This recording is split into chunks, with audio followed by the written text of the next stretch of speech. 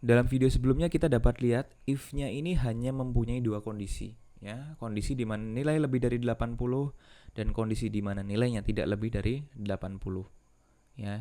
Hanya mempunyai dua kondisi. Lalu bagaimana jika kita mempunyai program yang ingin mempunyai tiga kondisi atau lebih? Ya, kita bisa lakukan itu. Misalkan di sini saya akan rubah programnya, ya.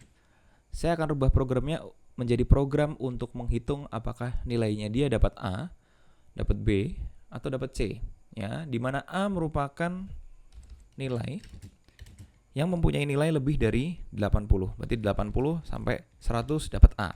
Ya, lalu B itu antara 60 ya sampai 79 misalkan. Ya, lalu yang C adalah kurang dari 60, ya, atau 0 sampai 59. Ya, lalu bagaimana jika kondisinya seperti ini? Ya, kita bisa gunakan sintaks if juga. Ya, pertama kita akan lihat nilainya dia apakah lebih dari sama dengan 80. Ya, jika ya, maka dia mendapatkan A. Lalu jika dia mempunyai nilai 60 sampai 79, maka dia dapat B. Maka saya bisa kenakan di sini.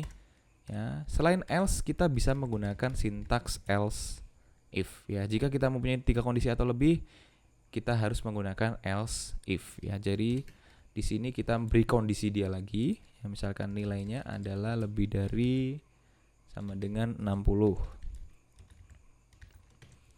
Maka dia akan mendapatkan B. Ya, jika tidak, maka dia akan mendapatkan C. Bisa kita lihat ya, pertama nilainya 90. Oke, dia dapat A, ya, 90. Lalu bagaimana jika 70? Sebelum ganti nilainya, misalkan 70. Ya, dia akan dapat B. Lalu bagaimana jika nilainya 40? Ya, dia akan dapat C. Ya, demikian adalah penggunaan sintaks else if. Lalu bagaimana jika kita mempunyai nilai D dan E? Ya, misalkan nilai D-nya di sini adalah 40 sampai 60, ya. Nilai C-nya.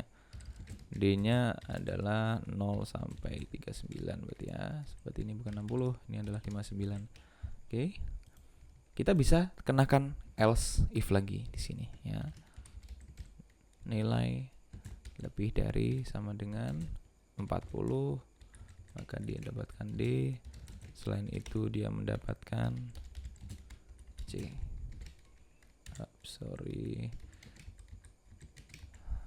Ya, dia mendapatkan C. Selain itu dia mendapatkan D.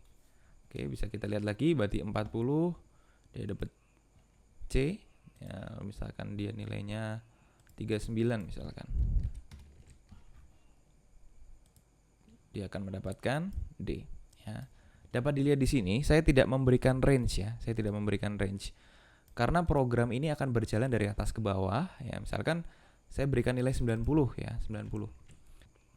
Nah, di sini dapat kita lihat 90 terpenuhi di berbagai kondisi ya. Di sini terpenuhi, di sini terpenuhi, di sini terpenuhi juga ya. Namun dia akan pertama kali mengecek ke sintaks yang paling atas dulu. Ya, nilai lebih dari 80, oh terpenuhi, sudah terpenuhi, dia akan masuk ke sini. Ya, setelah masuk ke sini, dia tidak akan melanjutkan untuk mengecek lagi statement-statement selanjutnya. Ya, ini tidak akan dicek lagi. Dia akan langsung keluar ke statement selanjutnya ya, di line 20 ini. Ya, karena 20 ini sudah tidak ada lagi, maka ini merupakan akhir program. Ya. Lalu mengapa di sini saya tidak menggunakan range ya? Misalkan di sini kan saya menuliskan jika dia 60 sampai 79, maka dia B. Ya, mengapa saya tidak menggunakan range di sini? Misalkan di sini saya 70 ya. Tentu saja jika 70 ya, dia tidak akan masuk ke blok program yang ini ya. Nilai dia itu sudah bisa dipastikan dia tidak lebih dari 80 ya, atau dia kurang dari 80.